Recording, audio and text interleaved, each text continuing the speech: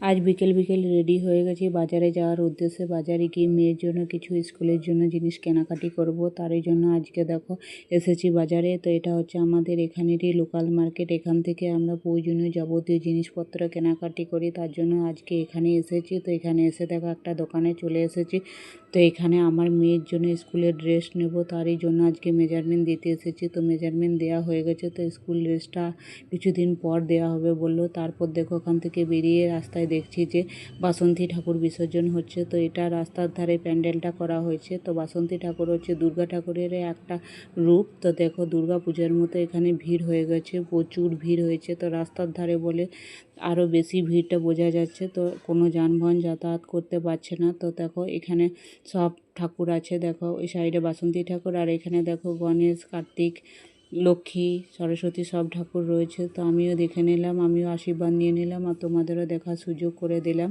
তো দেখো প্রচুর ভিড় হয়েছে। তো এটা 150 বছর উপলক্ষে এত ধুমধাম করে বিসর্জনের আয়োজন করা হয়েছে। তো ঠাকুর বিসর্জন হচ্ছে বলে বাজারে প্রায় দোকানই বন্ধ, তো দু একটা দোকান খোলা আছে। তো ওরই মধ্যে থেকে আমরা আজকে কিছু না কিছু নেব। তো দেখো এখানে রাস্তার মধ্যে প্রচুর ভিড় হয়ে গেছে। তো দেখো ওই ভিড় কাটিয়ে আমরা চলে এলাম দেখো একটা জুতো শোরুমে। তো এখানে আমার মেয়ের জন্য স্কুলের জুতো নেব, তো তারই জন্য আজকে এখানে শোরুমে চলে এলাম।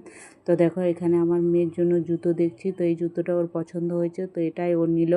তো নেওয়ার পর দেখো আমরা চলে এলাম একটা মলে। তো এখানে আমার মেয়ের জন্য দেখো প্যান্ট নেব।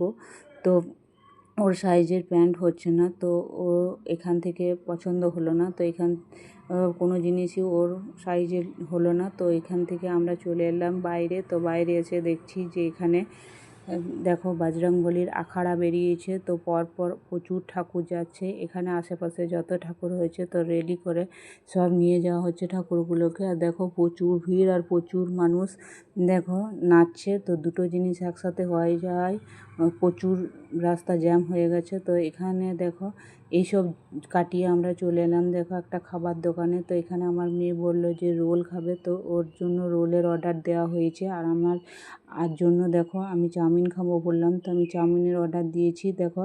তো ওর রোলটা হয়ে গেছে, তো ওকে দেওয়া হচ্ছে দেখো। তো আমার মেয়ের জন্য রোলটা নেওয়া হলো, তো আমার চাউমিনটা বললো একটু পর দেবে। তো তারপর আমরা দেখো একটা জায়গায় বসলাম। তো বসে পড়ে দেখো আমার চাউমিনও চলে এলো। তো আমি এখন দেখো চাউমিন খাচ্ছি আর ও রোল খাচ্ছে। তো দেখো চাউমিনটা ভালোই টেস্ট করেছে। তো এই কোথা গেলে আমরা এই দোকানেই খাই, দেখো এই দোকানটাতে ভালো বানাই বলে।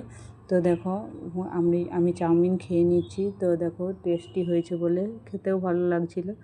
তো দেখো রোলটাও বলছে ভালো বানিয়েছে। তো দেখো আমাদের খাওয়া দাওয়া হয়ে যাওয়ার পর দেখো এবার আমরা বাড়ি চললাম।